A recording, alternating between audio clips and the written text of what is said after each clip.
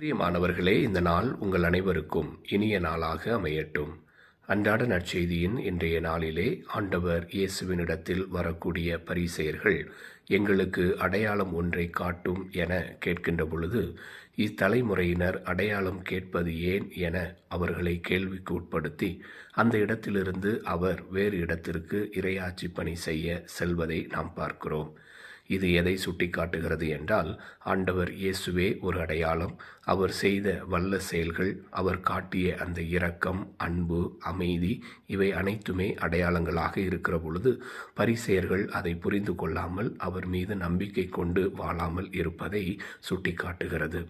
நாமும் இந்த பரிசேயர்களைப் போல இல்லாமல், இயேசுதான் நமது அடையாளம், அவர் தரக்கூடிய அந்த அன்பும் அமைதியும் இரக்கமும் தான் அடையாளம் என்பதை உணர்ந்து தொடர்ந்து இறை நம்பிக்கையோடு வாழ முயல்வோம். அவரிடத்திலிருந்து ஆசிரை அருளை பெற்றுக்கொள்வோம். ஆமேன்.